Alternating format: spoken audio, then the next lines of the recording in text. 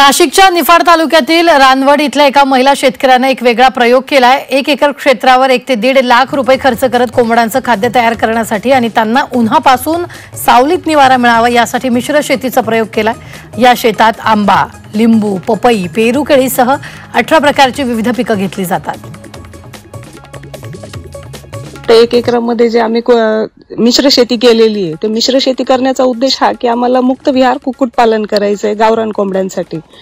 तर आम्ही याच्यामध्ये साधारण 400-500 झाडं आपले आंब्याचे लावलेले, 60-70 100 झाडं आम्ही आपले लिंबाचे लावलेले आहेत। त्याच्यामध्ये शेवगा लावलेला आहे आम्ही, त्याच्यानंतर पपई लावलेली आहे, पेरू लावलेला आहे, आपलं भुईमुंग आहे, हरभरा आहे, अशी आम्ही अगदी मिश्र भरपूर पिकं घेतलेले आहेत।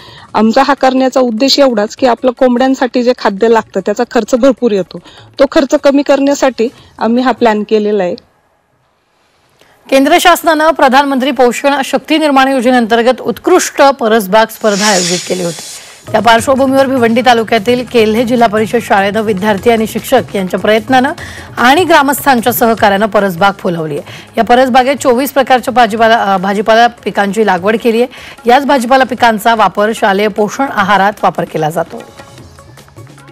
आमची जिल्हा परिषद शाळा केल्हे, केंद्र पाच्छापूर, तालुका भिवंडी, शासनाने 2022-23 पासून परसबाग निर्मितीची एक स्पर्धा आयोजित केली होती आणि यावर्षी आमच्या शाळेने या स्पर्धेमध्ये सहभाग घेतला। आमच्या शाळेच्या सहशिक्षिका गीतांजली बाविस्कर मॅडम, माझ्या शाळेचे विद्यार्थी, सर्व ग्रामस्थ, ग्रामपंचायत केल्हे आणि NGO प्रगती प्रकल्प यांच्या आर्थिक सहाय्याने आम्ही एक चांगल्या पद्धतीने परसबाग निर्माण केलेली आहे। भिवंडीत एका शेतकऱ्याने 2 एकर शेतात भेंडीची लागवड केली आणि या लागवडीसाठी शेतकऱ्याला 70,000पर्यंत खर्च आलाय। तर शेतीतून 3 ते 4 लाखांचं उत्पन्न मिळण्याची शक्यता आहे। या संदर्भात शेतकऱ्याशी बातचीत केली आमचे प्रतिनिधी उमेश जाधव यांनी। सध्या भिवंडी तालुक्यातील सेलारपाडा या ठिकाणी आलो होतो। या ठिकाणी एका शेतकऱ्याच्या शेतावर आलो आपण। या ठिकाणी ह्या शेतकऱ्यांनी आपल्या शेतीमध्ये जवळजवळ 1.5 एकर शेतीमध्ये भेंडीची लागवड केलेली आहे।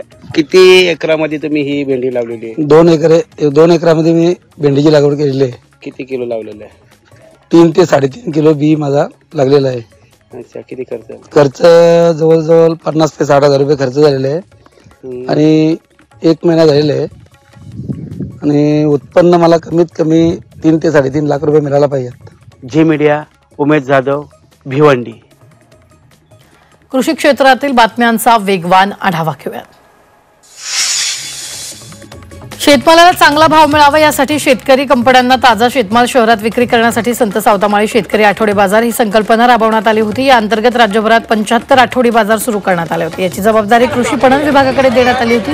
मात्र शेतकरी आठवडी बाजाराचं दैनंदिन नियोजन करणं शक्य नसल्याचं कारण देत पणन विभागानं या आठवडी बाजारांची जबाबदारी झटकली। त्यामुळे 75 पैकी 40हून अधिक आठवडे बाजार बंद झाले। सांगली कृषी उत्पन्न बाजार समितीमध्ये हळदीला चांगला दर मिळतो। या आठवड्यात पार पडलेल्या हळद सौद्यांमध्ये सदाशिव शिंदोळी या शेतकऱ्याच्या हळदीला 30,000 प्रति क्विंटल हा उच्चांकी दर मिळाला। त्यामुळे हळदीला सोन्याची झळाळी मिळते।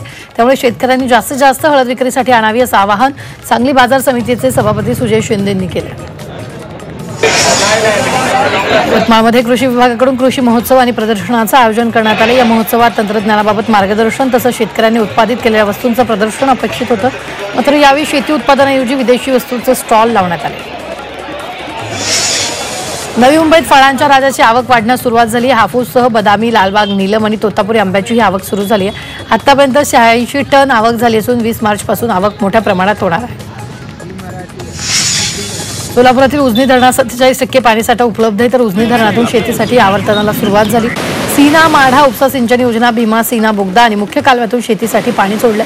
त्यामुळे उजनी उजवा कालव्यातील 51,800 तर डावा कालव्यातील 96,000 हेक्टर क्षेत्र ओलिताखाली येणार आहे। त्यामुळे पिकांना पाण्याची कमतरता भासणार नाही।